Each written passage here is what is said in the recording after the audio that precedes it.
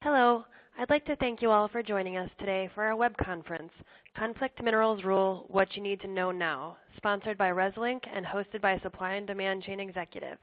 I'm Carrie Manti, Associate Editor of Supply and Demand Chain Executive magazine.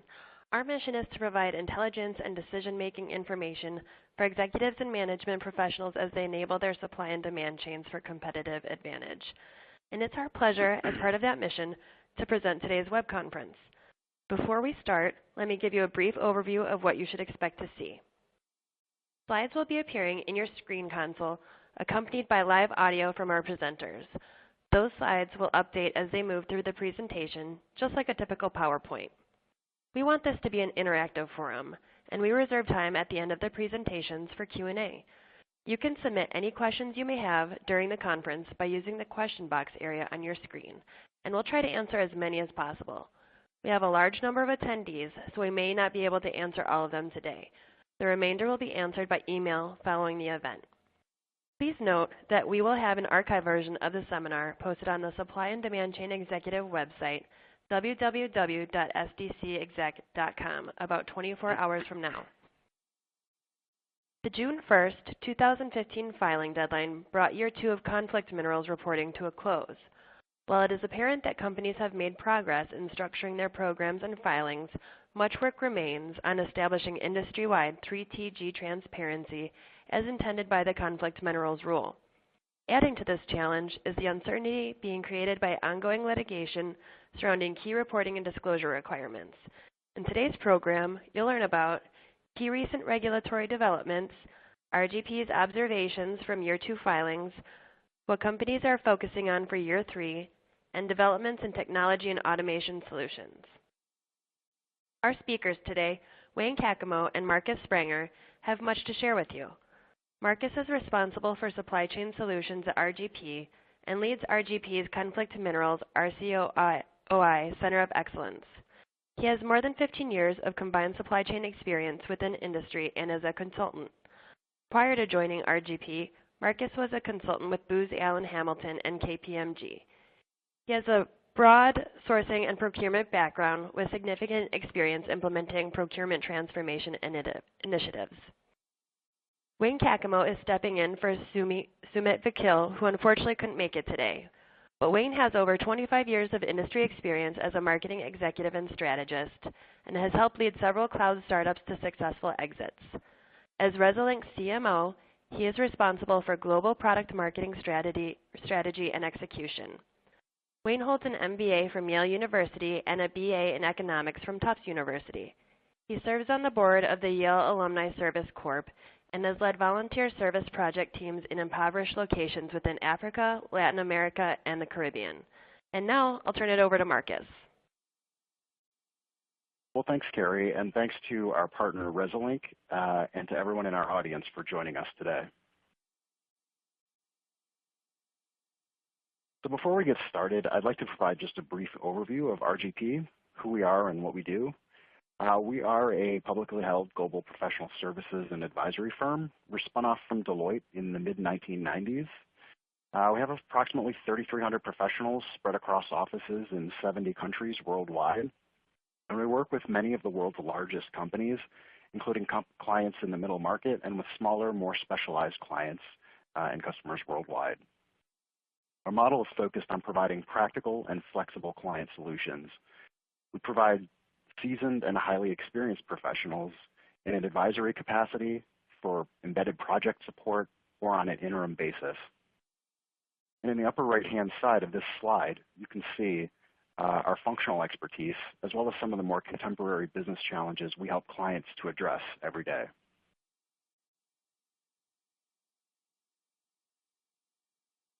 On the next slide, I'd like to take a closer look at RGP's supply chain management practice. You can see our full supply chain services portfolio here along the right-hand side. And you can see that conflict minerals is really a key area of focus for us. Since the SEC's July 2010 release of Section 1502, or the Conflict Minerals Rule, RGP has served dozens of clients in this area. And we've really provided a wide range of advisory and direct support services to clients in this space.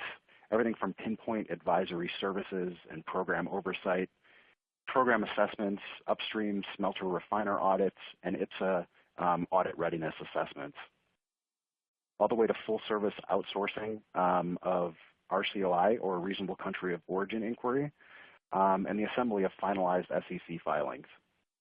Over the past 3 years, we've built a comprehensive understanding of the disclosure obligations and reporting requirements. And we've also built a Conflict Minerals Center of Excellence, which is really a differentiator for us.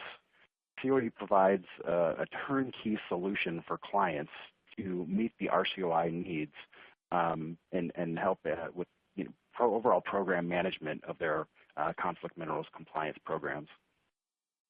So we also develop proprietary methodologies and a comprehensive understanding of the regulation and its implications to assist clients with their conflict minerals programs across industries every day. Before we actually get into the analysis, I'd like to take a quick poll across our audience to get a sense of which aspects of conflict minerals compliance are being managed with the support of external providers versus those actually being taken on internally. So the question you should see here on your screens is, how does your company utilize third-party support for conflict minerals programs? Please select all that apply. And we'll allow a few moments here for the results to come in.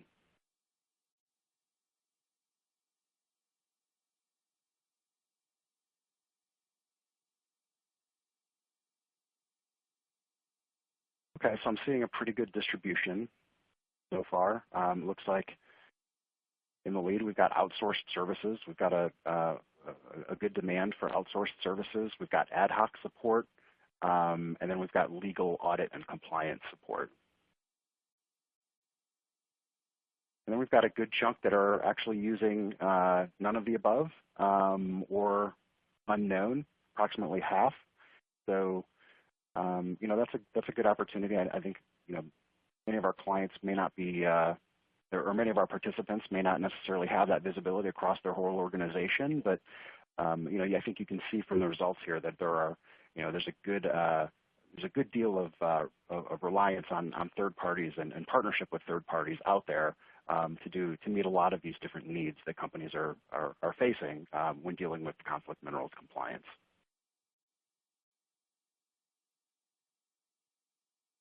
Okay, so before we digest year 2 compliance activities, it's impossible to ignore the backdrop of ongoing litigation surrounding the Conflict Minerals Rule and its implementation.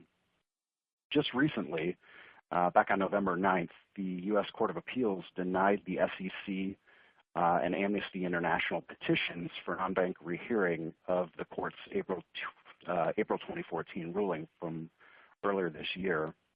So basically, this reaffirmation, or this most recent ruling, found that the provision of the rule which requires companies to make a specific statement about their products, such as being DRC conflict-free, is actually compelled speech which violates the First Amendment. Based on this latest case, it's now widely expected that supply chain determination, so actually stating products as conflict-free or not conflict-free, will again not be required for the reporting year 2015, which is the current reporting period that we're in, otherwise referred to as year 3. So this essentially leaves the filing obligations for year 3 the same as they were for year 2. This also implies an ongoing suspension for the independent private sector audits requirement, again for year 3. As many of you may know, the IPSA was originally scheduled to take effect for large filers beginning in year 3, so in this current compliance period. It's important to note that while companies, that despite this, companies may still voluntarily elect to describe their products as conflict-free, in which case an IPSA would still be required. So in light of this ongoing litigation and the resulting uncertainty it's providing, it's important to consider a few things. First of all, the balance of the Conflict Minerals Rule remains in effect, and issuers are finding that products that fall within scope are still obligated to make a few disclosures, including the facilities used to produce those minerals in question, the country of origin and the efforts undertaken to determine the country of origin, all other applicable compliance obligations as specified under the law. Additionally, although the court struck down the compelled statement provision, which triggered aspects of the IPSA requirement, companies are advised to continue long-term preparations to be audit ready in the event that the SEC or Congress, for that matter, takes additional steps to correct the defects that have already been identified by the courts. So issuers can really expect that the conflict minerals rules litigation is likely to extend beyond the 2015 compliance period. Actually, the next step is a possible hearing in front of the Supreme Court for the aspects of the determination issue. And it's worth noting that, independent of the conflict minerals rule itself, there are trends driving corporate social responsibility reporting and increased public awareness to supply chain transparency. These initiatives are gaining momentum worldwide.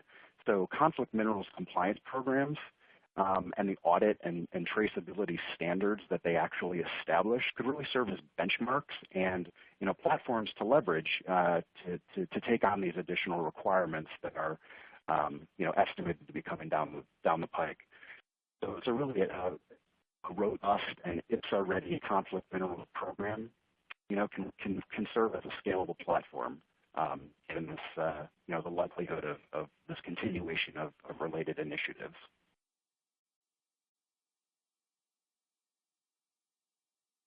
Okay, so in analyzing the filings from year 2, we had a few summary takeaways from the analysis, and that while companies did in fact make particular progress in structuring their conflict minerals programs and filings, much work remains on identifying actual 3TG smelters and refiners and country of origin, as well as on establishing the industry-wide transparency to sources that are funding the armed groups within the covered countries, which is really the essence of what the law is trying to address. So our first observation, there were fewer filings in year 2. So for reporting year 2014, 1,271 unique filers submitted before the deadline on June 1st. While this is a decline from year 1, there were just over 1,300 in year 1. There were some dynamics worth noting which contributed to essentially shaping up the field and can explain a little bit of this variation. We saw a dynamic market in which many mergers, acquisitions, consolidations, and privatizations occurred during reporting year 2014. And the SEC also acknowledged that chemical compounds derived from 3TGs are actually exempt from this program. So they released some specific guidance around this area, and that actually led some companies to make a determination that they are not within the jurisdiction of this law, and so that sort of that helps explain a little bit of this drop as well. Also worth noting in this analysis, we identified 56 new or first-time filers between year 1 and year 2. Our next observation, more companies are implementing formal conflict minerals policies, and there's more consistency to the OECD framework. So in year 1, programs were far more reactive on average. The imperative to participate was often driven by risk to either brand or reputation or through a B2B requirement from downstream customers. In year 2, we're also seeing a move to more proactive versus reactive. Programs are maturing, enterprise policies are being implemented, and we're seeing those results within the filings. We're seeing the language, that states that, and just, proof of, the internalization of conflict minerals policy into the context of the organization which is making the filing. We're also seeing program descriptions and actions taken are more aligned to the OECD framework headings, and companies appear to be anticipating or preparing for the eventual IPSA requirement, which is also related to the fact that we're seeing the filing structured according to the OECD 5-step framework. So the next two observations actually speak to the lack of detail around 3TG findings, smelter and refiner information, and actual country of origin. So this is actually, somewhat to be expected, and this will remain a challenge for quite some time. It's a complex and challenging undertaking to identify the chain of custody and to develop or compel, this type of transparency backwards within the supply chain. So particularly, the further downstream or removed that an issuer, that the filer is, that can magnify the complexity, relative to where are you positioned within the supply chain, and how far away are you from the source. So many organizations, are exhibiting low levels of confidence in the results they're actually able to achieve based on, some of those factors that I just named, and are recognizing the value of collaboration with suppliers and supplier networks at this stage versus taking a hardline approach. And finally, so steps are being taken to begin to improve program maturity. Companies generally remain consistent with their year one statements in this area regarding steps implemented to improve due diligence and mitigate risks internally, and very few reported actual punitive actions taken within their supply chain. Again, collaboration here is the message. The focus is expected to remain on program development and maturization, at least until access to and confidence in the results is improved. The majority of issuers are really likely to continue to take a wait-and-see approach for both the experiences of early adopters, as well as the ultimately the regulatory requirements that emerge from the courts before beginning to implement more direct and punitive actions with suppliers or within their supply chain.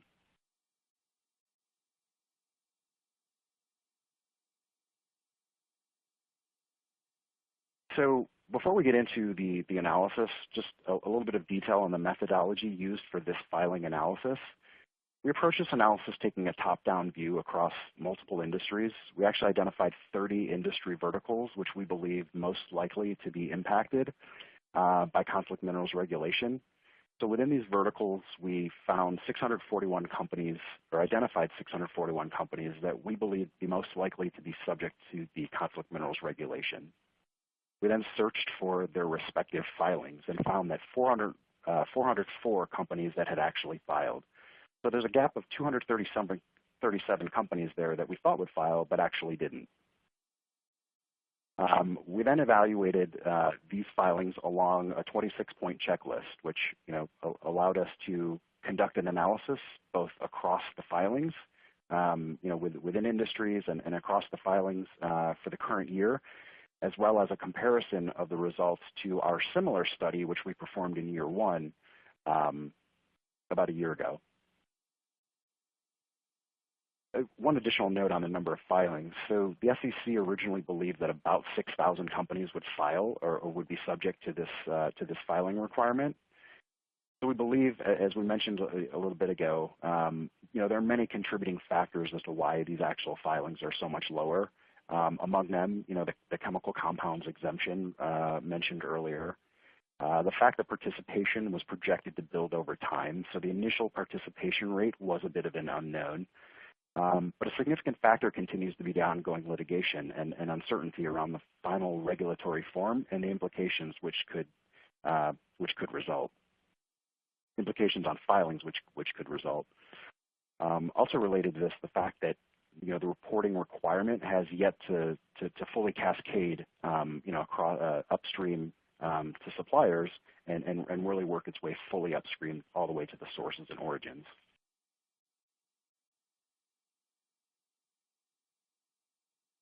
So on the first chart here, we have a breakdown of filing types as well as a comparison to what was found year one versus year two.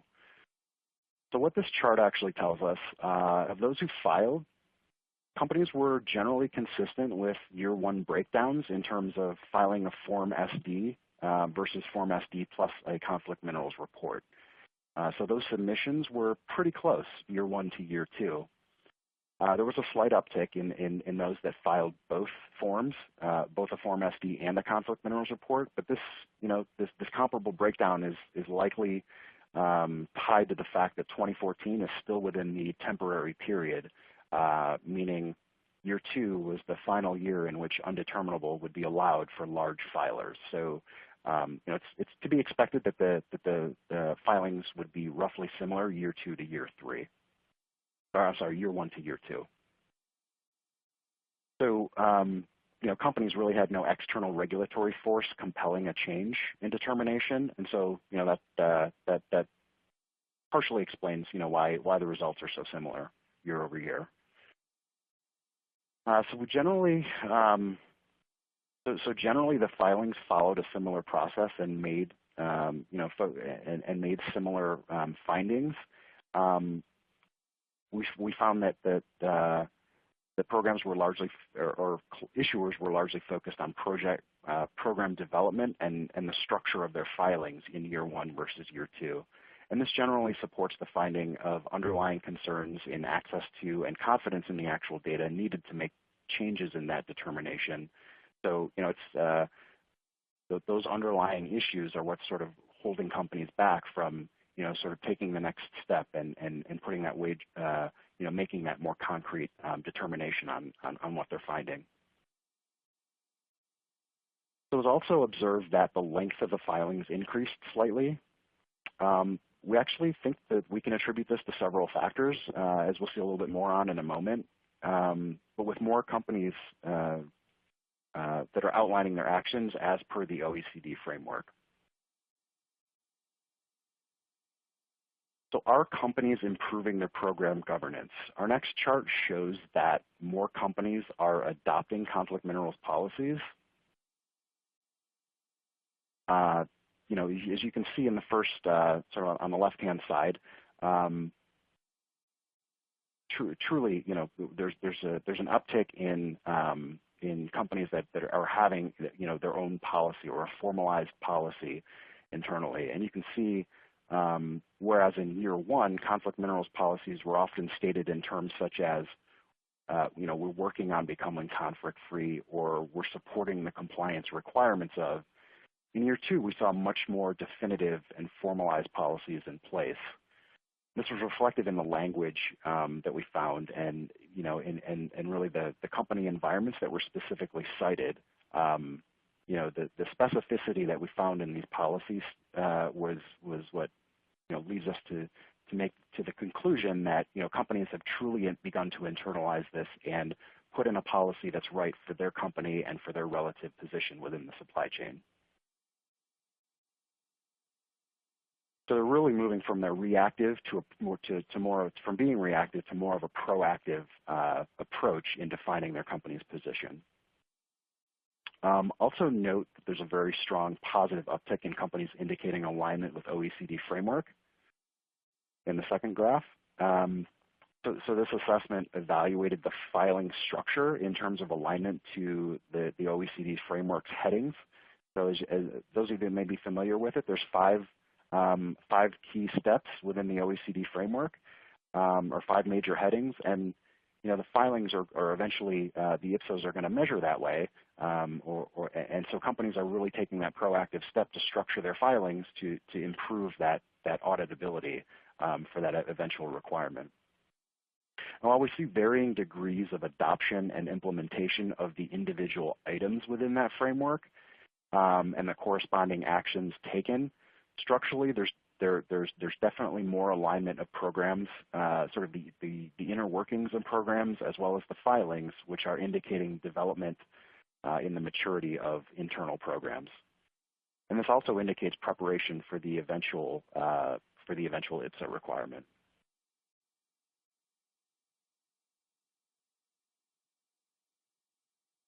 So are conflict minerals achieving greater transparency? One of the law's primary objectives is to enhance supply chain transparency. So, to make this information available for consideration and understandable to the average consumer and investor alike. So as we assess both the filings and data within them, it was an interesting metric to evaluate, or an interesting metric to evaluate was the actual readability score for these filing submissions. So to do this, we took the overall sample of filings that we looked at, and we ran it through what's called a Fleisch-Kincaid readability analysis. This is a common standard used for written documents since about the 1990s. And how you interpret this is that lower score is harder to read, higher score easier to read. So as you can see here, the examples given are Reader's Digest versus Harvard Law Review. And based on the actual score, the actual average of our filings in year 1 and year 2, you can see that a lot of work remains on moving these filings closer to basic plain English for the average consumer to use. And the scores actually dropped in year 2. So this exhibits, perhaps a byproduct or an unintended consequence of closer OECD alignment, which also brings with it some increased use of technical language. And another factor appears to be, the introduction or sort of usage of more legalese form and language. As we'll actually see in the next slide, overall responsibility for conflict minerals programs has taken a significant shift in year 2 as well, and this may actually be one of the contributors to this symptom. So this will be worth monitoring as we go forward to understand if this type of this issue becomes chronic or is more of a learning curve that will be addressed and overcome over time. So where are companies placing responsibility for conflict minerals filings? In this chart, you can see that in year 2, the CFO again signed the majority of filings, roughly the same percentage as year 1. But with a noticeable increase in the number of signatories from the legal and compliance function, which we alluded to a moment ago when discussing the readability scores. So based on what we're seeing with clients, as programs are becoming more internalized, the responsibility for these programs has been centering around the CFO and the legal and compliance function. And this still has, a great deal of support from the operational functions, for the execution of these programs, the engagement with suppliers, the, gathering of data. All of that is still very largely centered within the operational functions. But whereas these functions held a lot of this ownership in year 1, that's beginning to shift in year 2. As companies are beginning to find a more permanent home for these programs within the organization. So that home appears to predominantly be the domain of the CFO or general counsel. And this seems logical, based on the fact that at the end of the day, these programs result in an SEC filing. And so the organizations that typically own that responsibility also appear to now be taking ownership for conflict minerals compliance and filings. So pointing back to our readability analysis, the shifting ownership is perhaps also reflective in this score, as the legal organization is taking a bigger role in both ownership and execution.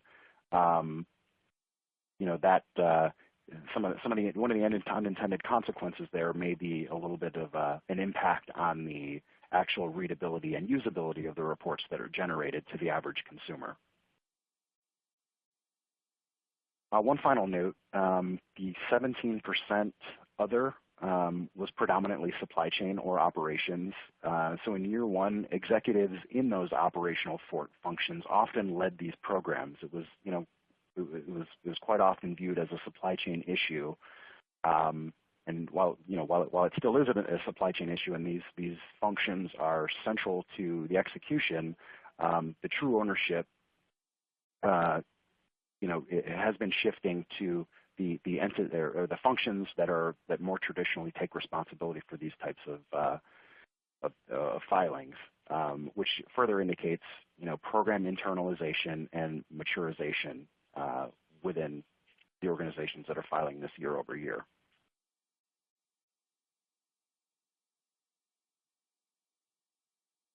So what conclusions did companies report in year 2 filings? Given that reporting year 2014 was still within the SEC's decreed temporary period, at least for large filers, you can see that the vast majority of filers again concluded that 3TGs contained in their products was DRC conflict undeterminable. So this option was supposed to go away in year 3 for large filers. But year 2 was the last year, even at the program's outset, that this would be allowed. So, you can see there's a far fewer number, or the vast majority are still using this option, and that was to be expected.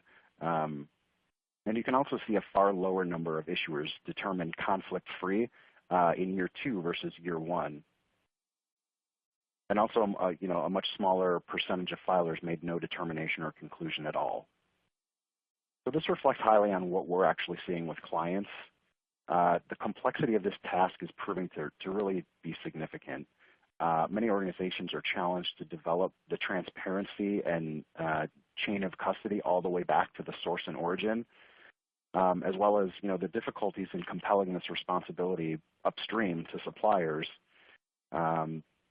These challenges are proving to be significant, and while many actually do achieve some level of transparency, they really have not yet developed trust or confidence in the results that they are able to achieve.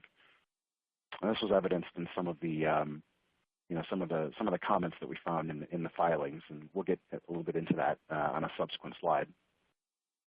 And also, as we begin to see legal challenges to other CSR initiatives and representations being made, in California, for example, we're beginning to see legal challenges to some of these filings that companies are making or representations that companies are making around some of these corporate social responsibility initiatives.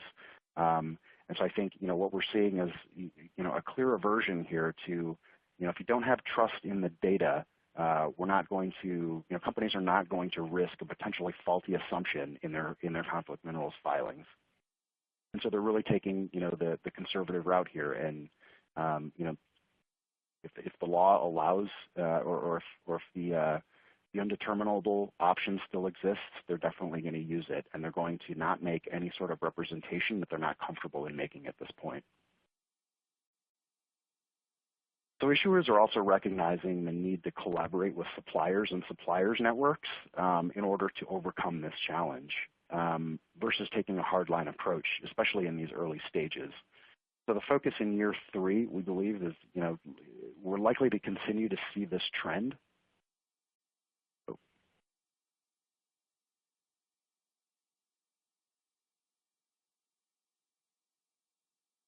So we're likely to continue to see this trend and continue formalization of policies and processes, customize outreach efforts to engage suppliers, as well as adoption of automated platforms and industry better practices to help address some of these gaps.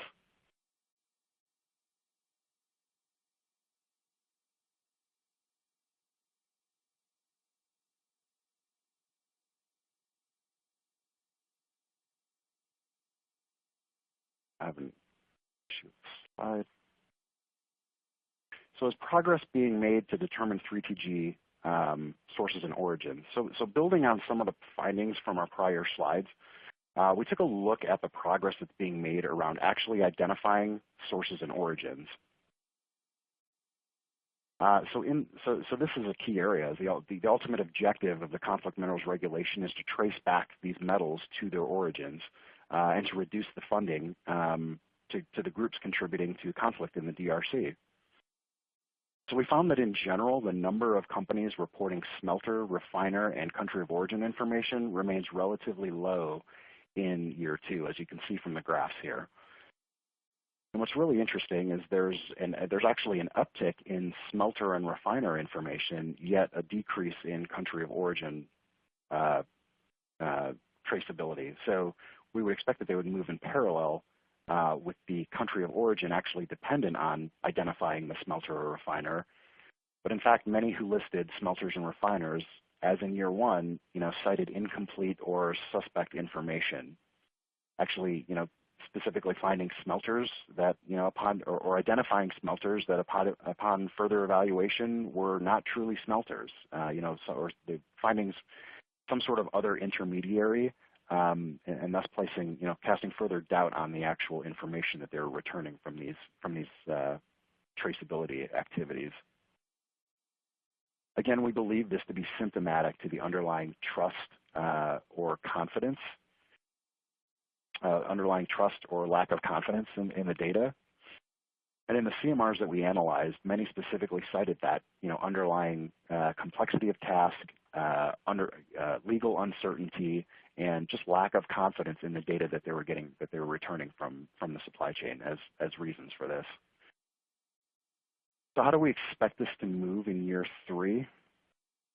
In year 1, the majority of issuers took more of a one-size-fits-all approach. It was more of a reactive mode. They were taking, guidance from industry and from various sources and, applying this sort of a one-size-fits-all approach to suppliers, which resulted in significant differences in the willingness and ability of suppliers to participate, and resulting in the, lower level of quality in the answers received or in the data received. Many suppliers were unwilling or really unable to support these types of blanket requests for due diligence. In year 2, issuers began to tailor their outreach.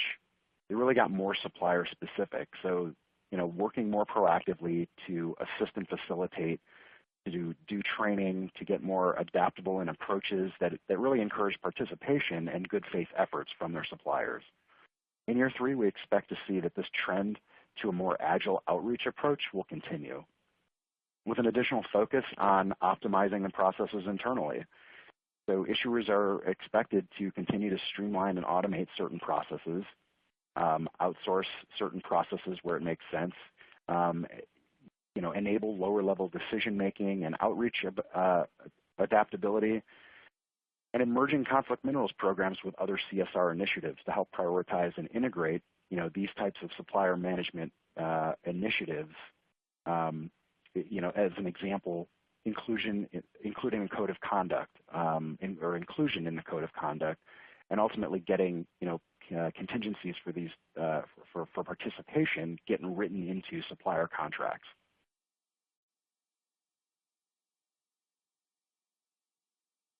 So how are companies describing their program development efforts? What are they reporting? Our last data point focuses on what companies are actually reporting in terms of how they're advancing their programs. So as we've touched upon, the prevailing focus continues to be around building supply chain participation in order to drive data collection and confidence in the data. So what we're seeing here is a sampling of some of the more recurring themes.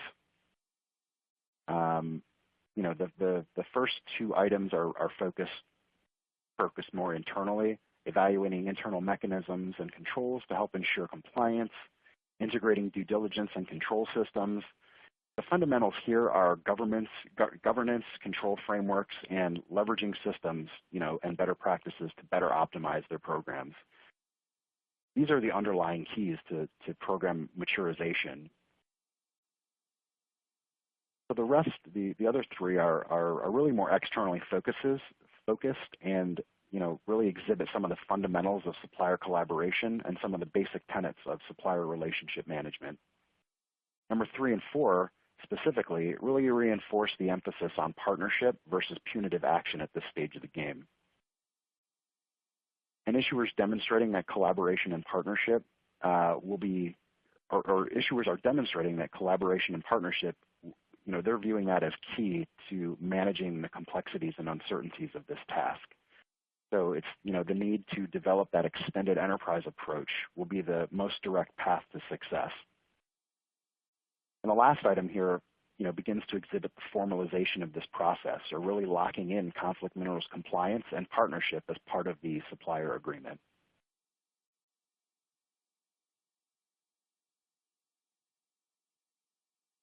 So as we begin to think about what companies will be focusing on for year 3, we also have to address a key requirement of the law that's looming on the horizon. So the Independent Private Sector Audit, or IPSA, was originally scheduled to take effect for 2015. Now, as of today, as we discussed at the beginning of the discussion, this is widely expected to remain suspended based on the court cases that are currently out there. So the expectation remains that it will eventually be implemented, at least in some form. So as many of you may well know, the IPSA will eventually be required as part of the filing for issuers needing to file a conflict minerals report. The IPSA's purpose is a bit different than that of a traditional audit. The SEC's final rule actually does not specify the steps necessary to satisfy RCUI requirements. And companies may implement due diligence actions that are best fit or customized to their own capabilities and their relative position within the supply chain. So the IPSA is not required to make an assessment as to the actual determination. Rather, it focuses on two areas. Number one, the due diligence framework used. Is it in conformity with, in material respects, with the criteria set forth in the due diligence framework used by the issuer? And number two, it evaluates the process that was actually undertaken. So was the issuer's description of the due diligence measures it performed consistent with the actual steps that were undertaken? So the OECD five-step framework remains the only nationally and internationally recognized framework, and that's illustrated here. So as we previously referenced, many companies have begun to structure their filings to address these points specifically, as well as, and part of the underlying need for that was, this anticipation of eventually these reports being subject to this IPSA requirement. So while this requirement remains temporarily suspended, it's noticeable that we've already begun to see, a large appetite to prepare for this as we move forward towards year 3 reporting period. Companies are, exhibiting a strong desire to assess their internal processes and to evaluate their IPSA readiness with the expectation that this requirement, at least in some form, will eventually become the law. So this brings us to our next polling question. The question is, what is your company doing to prepare for the IPSA requirement? We'll allow a minute here for some of the results to come back. It looks like very strong, 100% response rate on internally led program evaluation. So we've got a lot of companies that are at least considering this internally. What is it going to look like? What is their program looking like in terms of IPSA readiness, and how might they score once this requirement comes to pass? That's interesting, 100%. Okay, so what are companies focusing on for year 3? So here's our summary of, really a summary of the findings from our year 2 analysis, which frames and conceptualizes where we're seeing companies prioritizing, where we're seeing them focusing their efforts with respect to the upcoming year 3 filings. So the first area of focus, compliance and audit preparation. Regulatory uncertainty around the regulations, details, and implementation are expected to remain, and for some time. But companies continue to focus on building their programs in accordance with the law. And while the requirement for the IPSA for compliance year 2015 also appears to be suspended, companies are taking steps now to prepare for that IPSA. Next area of focus, internal and supplier-facing program development, which this trend will continue as companies formalize their conflict minerals policies, really strengthening collaboration with suppliers and beginning to embed participation into supplier agreements.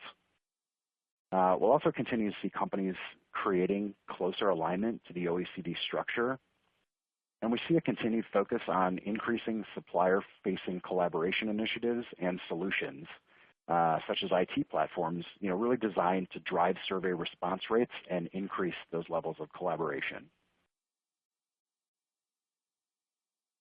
So our third area of focus will be on customer-facing program development, we'll see continued optimization of internal processes, support platforms, and reporting capabilities, really intended to drive the ability for companies to respond to their customers' requests for surveys and CMRTs. And perhaps most crucially, the ability to leverage proven approaches from across industry in order to build transparency and ultimately certify their products as conflict-free.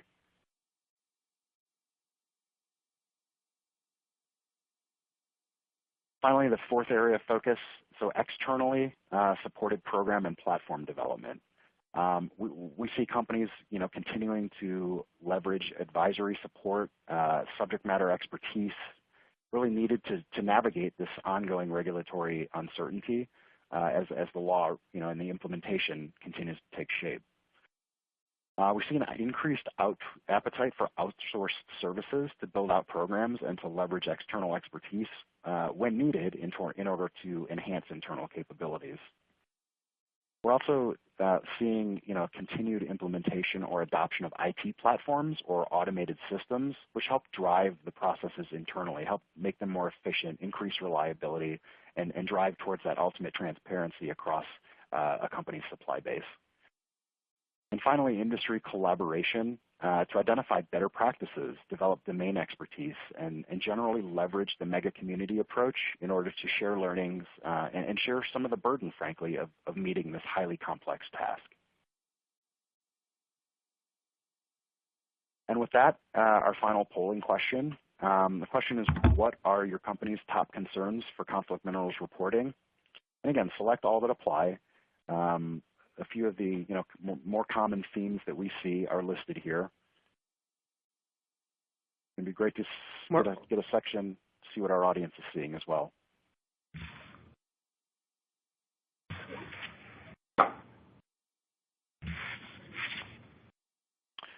Okay, so we're seeing program compliance as the leading concern, as well as some others. I'd be curious to know, obviously, I think, what others are seeing out there. These were some of the more common, that we've seen over the past year or so. It's interesting that there's other concerns out there. I'd love to get some more data on that. So this actually concludes our presentation regarding conflict minerals Year 2 learnings and Year 3 preparation. I'd now like to turn it over to Resilinc, our solutions platform partner for this event, to take us through the next set of slides. Thank you. Thanks a lot, Marcus. So I'm going to try to move quickly so we have some time for Q&A. First, what I'm going to talk about a little bit is what are the challenges to successful compliance automation, and talk a little bit about the benefits associated with automation, some of the key requirements, and then hopefully have time for some screenshots of a technology in action. So in terms of the challenges to successful compliance automation, the first thing is establishing program governance. Establishing and formalizing program governance is really a prerequisite to automating any business process, especially compliance programs. So, obviously automating the wrong process just makes you get more of the wrong things done faster. So defining your process, workflows, owners, approvers, and so on, across your relevant business units and functional areas and organizational stakeholders, that has to be in place first. Second, ensuring supplier participation and data quality. So creating more awareness, educating and onboarding suppliers, and ensuring supplier data reliability. Those are among the biggest challenges that companies face during the first year of conflicts minerals reporting cycle. And after year 2, it's an area that a lot of companies are still struggling with. So, third-party technology providers that provide an onboarding service, they can play an important role in this process. The key is to have a process that encourages and doesn't discourage supplier engagement and supplier the quality of supplier responses. The third piece is gaining confidence in the reporting process and technology. So leaning on technology and the rigorous processes and workflows that the technology automates can also play a role in increasing confidence in the correctness and the usefulness of the output. And at the end of the day, that's going to increase your chance of meeting and even going beyond the regulator's expectations for acceptable levels of disclosure and compliance. So now, if I could, I want to talk about the benefits that automation technology plays that align with and address the challenges that I just talked about. So in terms of establishing program governance, the technology itself can't deliver program governance. Obviously, that's your job. It's a people and process challenge. Although it can facilitate that process, since the tools typically are architected to automate a suggested best practice or suggested business process or methodology that could ultimately be customized for your unique requirements. What the technology can do is make sure that your governance process is executed cost effectively and that it's repeatable. So addressing challenges like understanding what minerals are used and are necessary to a company's products or manufacturing process, identifying which suppliers provide parts containing these minerals, conducting country of origin surveys with your suppliers to assess where the minerals are sourced, implementing due diligence measures to track and trace the chain of custody. To do this in a repeatable and a reliable way, companies need to formalize and automate program governance and continue to expand the process ownership into the various functional domains. The last piece, in terms of ensuring supplier participation and data quality, tools can directly and measurably increase the level of supplier engagement and collaboration while increasing data quality. Now, some of this is a result of the role that the tool can provide or play in creating more awareness and education and onboarding suppliers that I mentioned previously. But much of it is really the result of interacting with the tool itself, which allows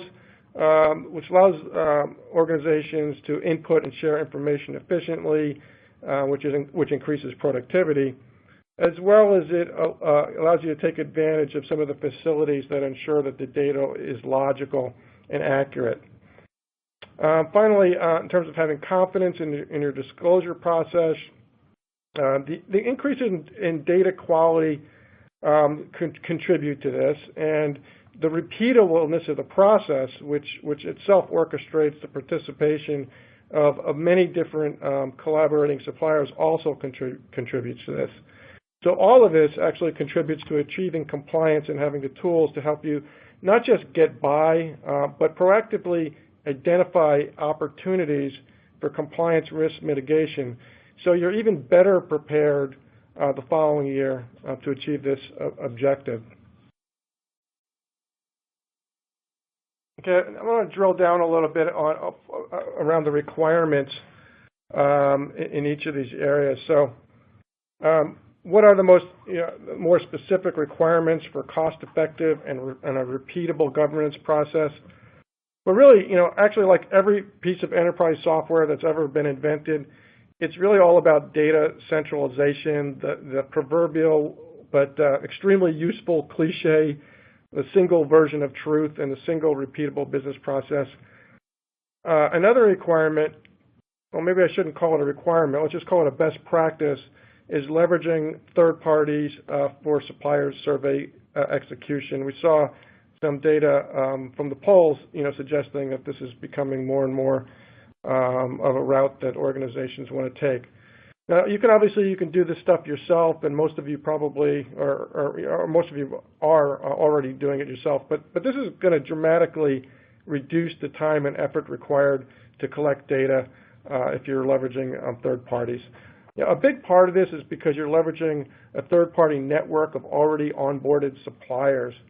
And because these vendors, they're experts at surveying, at the surveying process, and they've honed their process, they've honed their methodology, they develop best practices as a result of working with many, many customers. So you can gain from the experience from companies like Resilinc. Finally, the technology platform and onboarding process can be leveraged not just to gather intelligence for compliance risk, but also for general supplier disruption risk, for supplier business continuity planning, continuity risks, supplier capacity management risk, supplier CSR, and associated brand risk, and even the risk associated with processing part change notifications, for example. So you can easily extend and leverage your automation investment to create a single version of truth for all types of supplier risks, not just risks associated with compliance. And once you have that in place, it's a short leap from there to apply the analytic tools to proactively mitigate various types of these various risks and vulnerabilities. Okay, in terms of requirements for successfully increasing partner engagement, collaboration, and data quality, first, make sure your tool provider offers its services in multiple languages and can cover time zones globally for obvious reasons.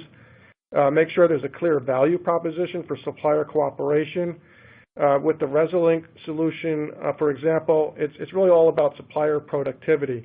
With our model, suppliers publish their CFSI template once and then can securely share it across the entire customer base by approving access to individual customers.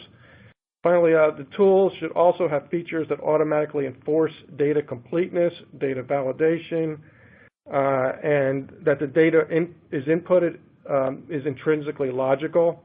So, for example, it may not be logical to have answered no to question 11, but yes to question 11.1.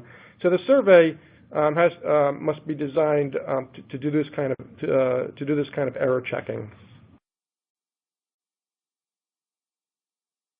Okay, in terms of requirements for achieving compliance and managing the ongoing risk moving forward, we suggest that the system should be able to generate a CMRT that rolls up or aggregates supplier responses at multiple levels so that it's packaged for submission to downstream customers. And again, it's not just about getting past this year's disclosure hurdles, but having the data and the analytics to identify, quantify, and prioritize risk exposures proactively for mitigation. You need the dashboards and reports that makes this process intuitive and makes the information actionable. Again, take advantage of the expertise not only of your strategic advisors like RGP, but the baked-in best practices that your tool provider has already designed into the automation of its solution. And finally, think strategically and not tactically about your tool investment. Look for a tool that's not a one-trick pony, a tool that can do more than conflict minerals compliance, but is a platform for managing a variety of supplier risks. To give you briefly a better idea of what some of this functionality looks like, I'd like to welcome Katie Ward to the webcast. Katie is our conflict mineral solution module expert on the project management team, and she's going to really quickly walk you through some screenshots which highlight some of the capabilities that I just talked about. And then Katie's going to stay with us as part of the Q&A team, and that session is going to immediately follow. Great, thank you, Wayne. So just to follow up on a lot of the points that Wayne was talking about earlier, the key thing that he mentioned is around the data collection. If you're outsourcing this or even doing this internally, it's important to have that standard process so that from a customer side, you can easily track the process of collecting the information, make sure you can focus on suppliers who are not being responsive and getting you the information you need. So the screens you see here are the customer's view within Resilinc of tracking that survey collection process. What's not shown here is the partner side of the tool, which is a portal for them to actually go in, submit, and approve customers. And as Wayne mentioned, it's very important to have a straightforward system for them to go in and be able to easily share the information with whoever is required. So that's very important in the data collection process.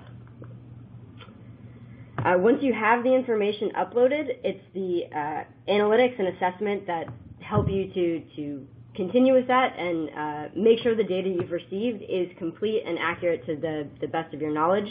So a tool like Resilinc will provide additional validation into making sure things are complete by doing some reasonableness tests, which, as Wayne mentioned, check to see whether the supplier didn't say that, no, we definitely don't source from the region, but we've only collected 25% of our suppliers' information. So building in reasonableness tests like that and allowing your users to track that within the tool and make comments helps you really focus on what you need to go back to the suppliers and follow up with to make sure you get the most accurate data.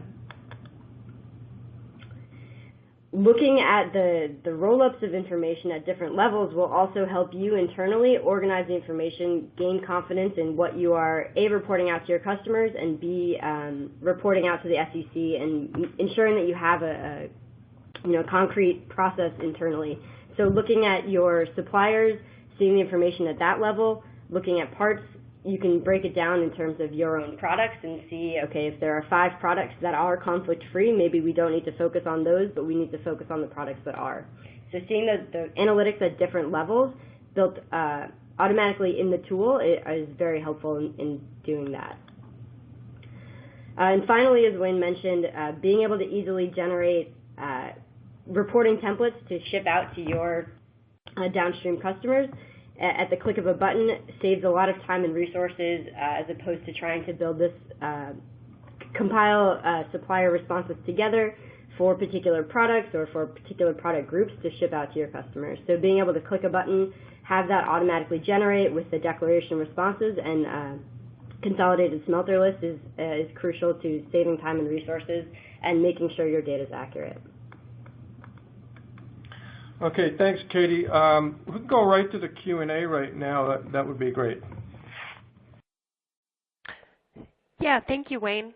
Okay, the first question is for you. How does outsourcing data collection work, and what resources, if any, are still required from my company?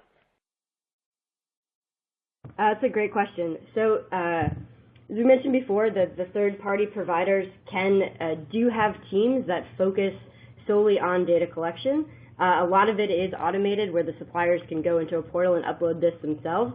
But Resilinc specifically, and probably other service providers, will have teams that do make phone calls, follow up emails, work with the suppliers to do the training and education that's necessary. From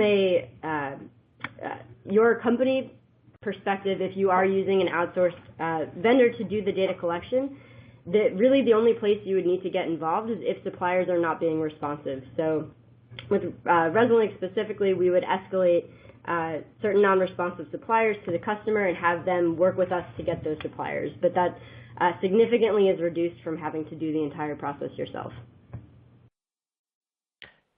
Thank you, Katie. This next question is for Marcus. What measures are companies taking to prepare for IPSA?